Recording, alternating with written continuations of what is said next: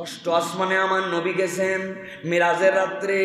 সপ্তম আসমানে ওঠার আগে জিবরাইল বলছেন, ইনি মুসা, আপনি সালাম করেন আপনার ভাই পয়গম্বর মুসা আলাইহিস সালামকে। সালাম করার পরে মুসা আলাইহিস সালামের পরে মুহাম্মদুর রাসূলুল্লাহ সাল্লাল্লাহু আলাইহি ওয়াসাল্লামকে সালামের উত্তর দিয়েছেন, তার জন্য কল্যাণের দোয়া করছেন। এবার আমার নবী যেই না সপ্তম আসমানের দিকে উপরে উঠে যাচ্ছেন, এমন সময় নবীজি শুনতেছেন কে যেন বলতেছে, কত পরে আসলো, আমি কবে আসছি, আসার পর আমি ষষ্ঠ আসমানেই থেকে গেলাম, আর উনি উপরে হর হর করে উঠে যাচ্ছে। নবীজি এই কথা শুনে জিবরাইল আমিনকে বলছেন, জিবরাইল এই কথা বলে কে? বলে মুসা আলাইহিস সালাম বলতেছে। বলি এইরকম কথা বলছে, আল্লাহর সাথে এরকম কথাই ওনার অভ্যাস। আল্লাহু আকবার। এইভাবে উনি কথা বলেন আল্লাহর সাথে।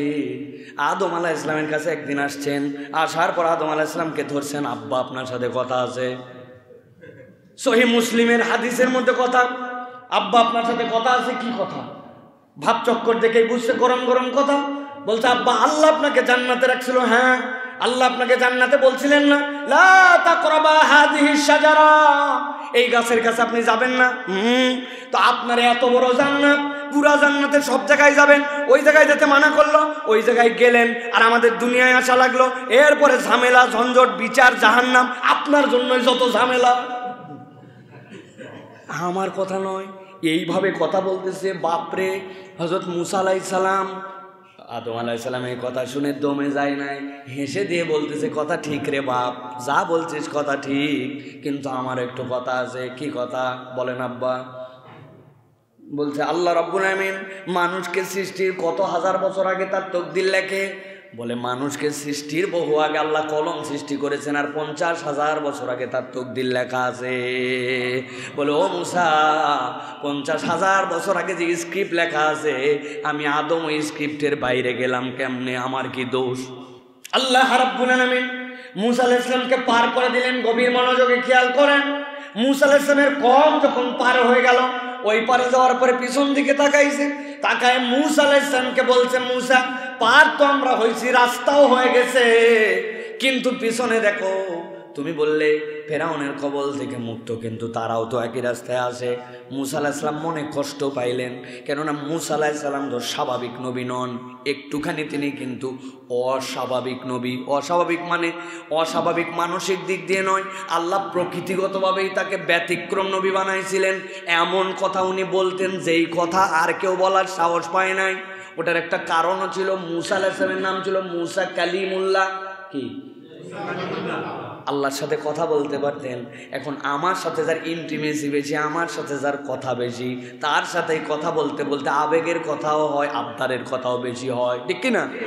জীবনেও যার সাথে দেখা হয় নাই, তার কাছে কোনো আদর আবদার করতে পারবো আমি? রাগ করতে পারবো আমি? না। কিন্তু যার সাথে বেশি কথা হয়, পৃথিবীর যত নবী রাসূল আসছে সবগুলাকে আল্লাহ ভায়া মাধ্যম দিয়ে কথা বলাইছেন। আর মুসা যা বলতো আল্লাহরে ডাইরেক্ট বলতো। সুবহানাল্লাহ। ষষ্ঠ আসমানে আমার নবী গেছেন মিরাজের রাত্রে।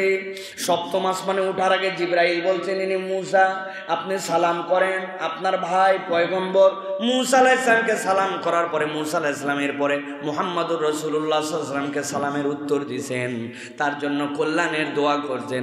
এবার আমার নবী যেই না সপ্তম আসমানের দিকে উপরে উঠে যাচ্ছেন, এমন সময় নবীজি শুনতেছেন কে যেন বলতেছে, কত পরে আসলো, আমি কবে আসছি, আসার পর আমি ষষ্ঠ আসমানেই থেকে গেলাম, আর উনি উপরে হর হর করে উঠে যাচ্ছে।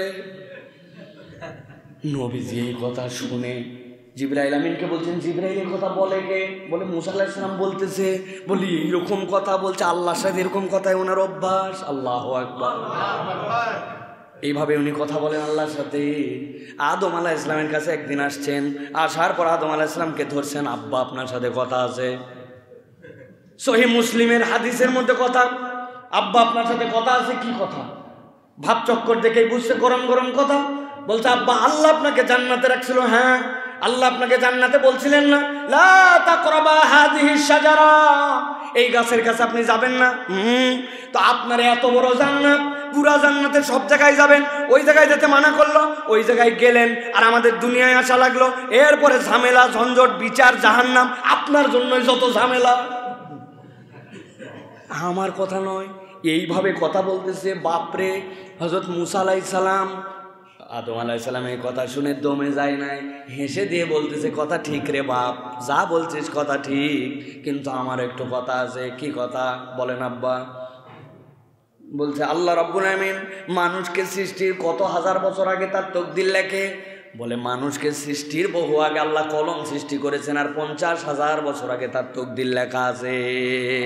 বলে ও মুসা, 50,000 বছর আগে যে স্ক্রিপ্ট লেখা আছে, আমি আদম ওই স্ক্রিপ্টের বাইরে গেলাম কেমনে? আমার কি দোষ?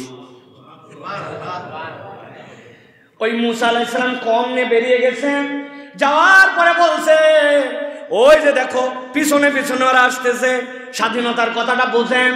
আল্লাহ রাব্বুল আমিন কি শিখাচ্ছেন? আল্লাহ রাব্বুল আমিন এরপরে ওই কওমকে দেখালেন যেই পানি কথা শুনে তোমাদেরকে রাস্তা বের করে দিল, ওই পানি ফেরাউনকে দলবল সহ ডুবায় মারল। 3টা শিক্ষা আছে এখানে। 1 নম্বর হচ্ছে ধরে না ধরে না ধরে না, ধরলে আল্লাহ, এটা মনে রাখতে হবে। 2 নম্বর বিষয় হচ্ছে তওবা আল্লাহ পছন্দ করেন, তবে এমন সময় তওবা করছেন বেকায়দায় পড়ে, ওই তওবা আপনার আর কাজে লাগে না। মানুষ তখন আপনার প্রতি বিশ্বাস হারায় ফেলে, আপনার কথা তখন মানুষ আর বিশ্বাস পায় না, ঠিক কি না? 3 নম্বরে আল্লাহ রাব্বুল আমিন বলছেন ওয়া ইস্তাযানা রাব্বুকুম, আল্লাহ তোমাদেরকে যে নির্দেশ দিচ্ছেন, কি নির্দেশ?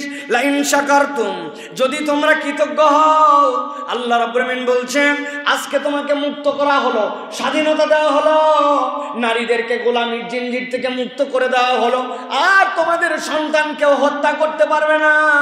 তোমাদেরকে রব্বুল আমিন স্বাধীন ভূখণ্ডের মালিক বানায় দিলেন। আল্লাহ বলছেন মুসা, আপনার কওমকে দায়িত্ব দেওয়া হলো, এখন যদি কৃতজ্ঞ হন আপনার স্বাধীনতার নিয়ামত থাকবে, আর যদি কৃতজ্ঞ না হন স্বাধীনতা কেবল নামে থাকবে।